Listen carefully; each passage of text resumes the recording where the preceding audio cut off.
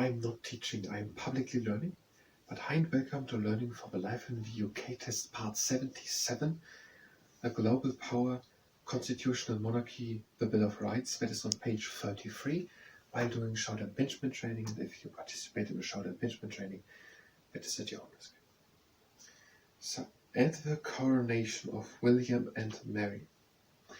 So the coronation is the day, the time, place, or something like that, when the king or king and queen, William and Mary, are crowned. So on that day they are, I don't know how it exactly runs, because this would be 400 years ago or something like that, but they are giving an oath and they are declared that, maybe I should explain the text. But a coronation is basically when the monarch is, it's the day when the monarch is officially becoming the king or something like that. At the coronation of William and Mary, because I have so many things explained, and if they are explained, why is not explained what a coronation is? And where I at least understand that word, we need to understand the text. And we're going one by one. So at the coronation of William and Mary, so the day, the time, and place, when they both get officially or really or something like that to be king and queen, a declaration of rights was read. So a declaration, so there was something read down, written on a paper, or something like that. This confirmed that the king would no longer be able to raise taxes or administer justice without agreement from Parliament. It's a complicated sentence. We're going through one by one. So this confirmed. We are using confirmed to describe it.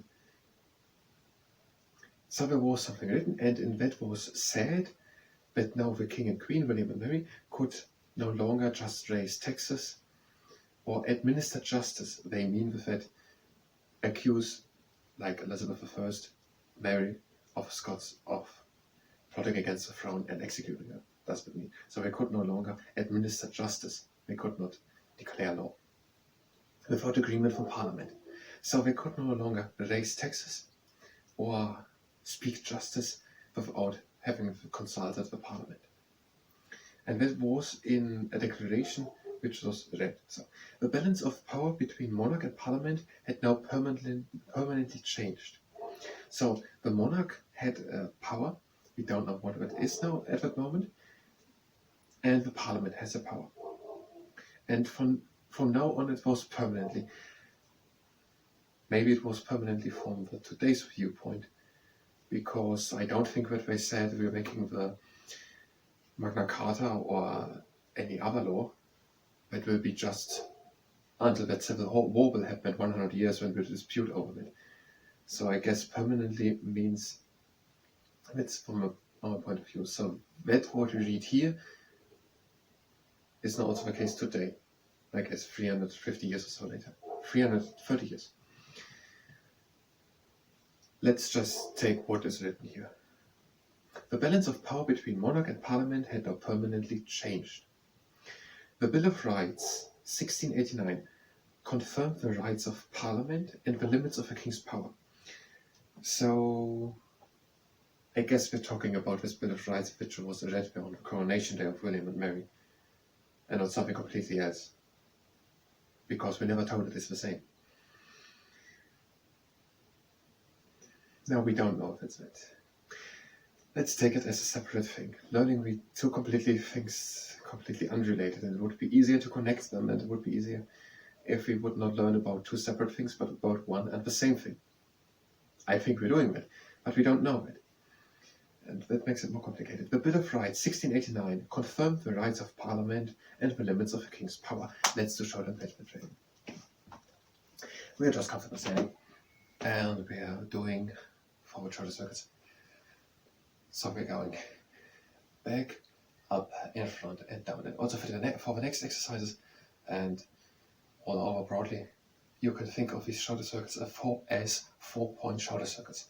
So you think of going back, up, in front, and down. And I will change the direction, in front, up, back, and down. That way you get more control over the shoulder movement. In front, up, back, down. You can do them actually as 4-point or we are making no round one, but you can think of 4 point. It was the last time. Now we're making really 4 point shorter circuits, but they have the egg not at the side, but at the egg. So we're making long arms with fists, and now we're going as far as we can back with shoulders. Now try to come further back with the shoulders. When you lift them up, try to lift them high up while you bring them in front. Try to bring them further in front while you bring them down. Try to bring them further down while you bring them back. Try to bring them further back while you lift the shoulders up. Try to lift the shoulders high up while you bring them in front. Try to bring them further in front while you bring them down, and the other way around. Try to bring them further in front while you bring them up. Try to bring them high up while you bring them back. Try to bring them further back while you bring them down. Try to bring them further down while you bring them in front. Try to bring them further in front while you lift them up. And last 2 movements back, and now try to go further back while you bring them down. So in the Bill of Rights 1689, it was permanently changed that the king could not just raise taxes or speak the law. I use that, but I'm going to look what they had. Administer justice was it, I think. And so in that Bill of Rights 1689, that was permanently changed how the king, how the monarch and the parliament had power. They used the expression administer justice. Parliament took control of who could be monarch and declared that the king or queen must be a Protestant.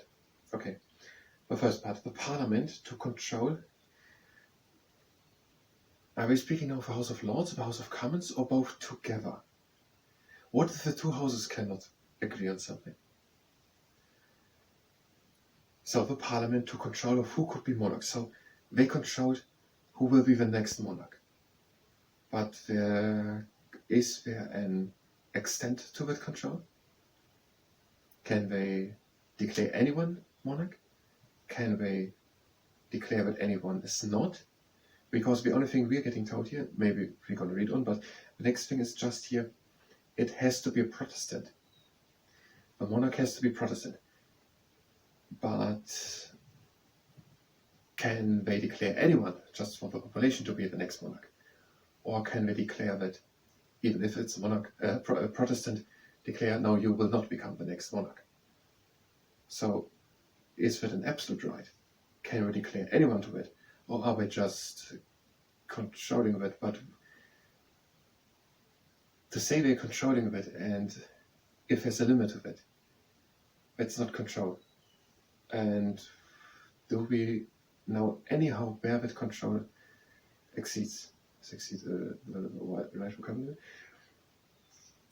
The parliament took control of who could be monarch and declared that the king or queen must be Protestant. So the next thing very clear, it has to be Protestant. But what did we control who the next monarch is? Can we just declare anyone to it? Or can we deny anyone to become it? A new parliament had to be elected at least every 3 years. Later this becomes 7 years, and now it is 5. So every 3 years was the parliament elected. Then for some time, every 7 years was the parliament elected. And today it's every 5 years. So every 5 years the parliament is elected. Now the House of Lords or the House of Commons? Or both?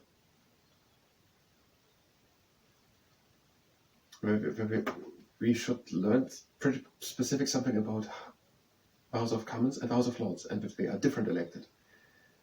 Are we going to tell us at some point how they are today?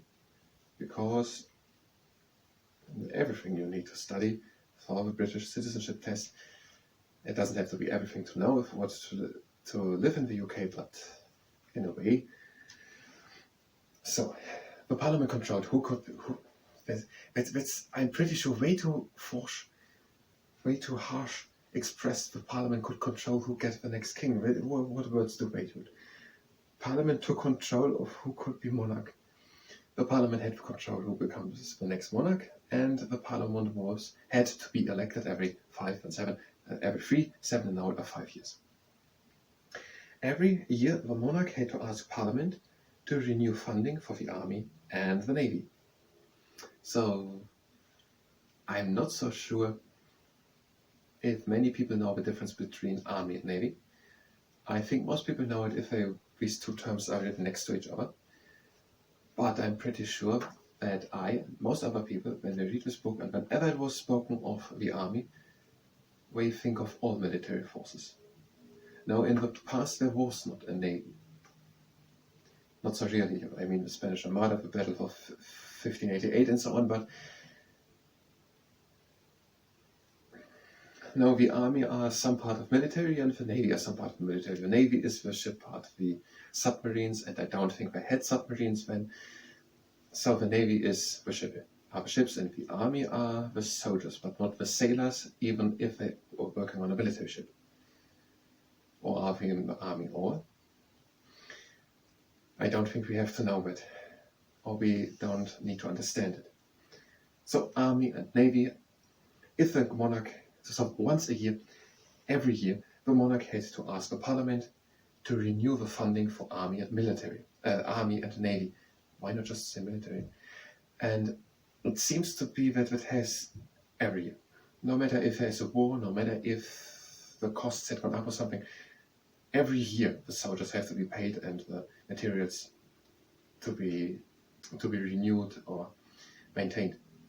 So it seems that every year, even if it was a very saving year, a very thrifty year or something, a very not thrifty year, the monarch had to ask. Let's end the shoulder impingement training. We have just 4 minutes left. We are just, no, we are not. We're having 4 exercises, so we're going through with the exercises, so mostly exercises now. But legs are standing right apart, we're going into the knees, pinching forward, lift straight back, letting the arms hang. Now we're pinching the scapulars together. And we're doing it really with effort, less as in muscle exercise.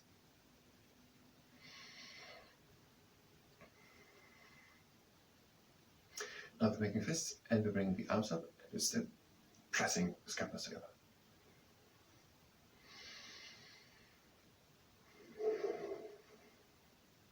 Release the arms and the scapulars. And another time, bring the scapulars up and press them really together.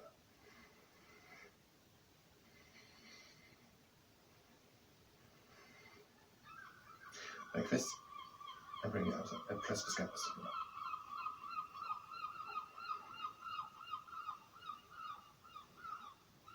Raise the arms and the scapulars up. Now make a round back, let the arms sink, turn the arms to the inside. Now we're bringing the arms up and together, and we're slowly straightening up, and we're bringing the shoulders back, down, and together. So the arms are coming high up and together, and the shoulders down and together. And back again with effort. Arms high up and together, shoulders down and together.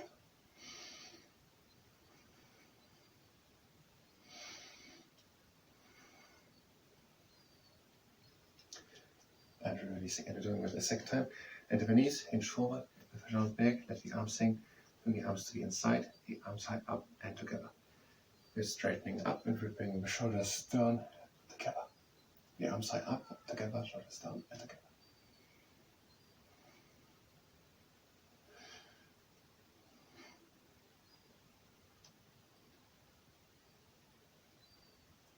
And release the arms, scapulars. Now we're lifting the arms up and just concentrating on the scapulars, but the scapulars are opening up and making room for the humerus to come up. And if this exercise hurts or any other, then don't do it. We're bringing the arms up and just concentrate on the scapulars. And down. And again up. And down. The arms to the outside, and we're doing something similar. Just concentrate on the scapulars, how the scapulars are moving around the rib cage and now back together. You can pinch them together again, around the rib cage, following the humerus at all times, giving a perfect socket to the humerus or to the arm. And again in front, and the last time back. Now we're stretching one arm in front, and we're stretching that arm.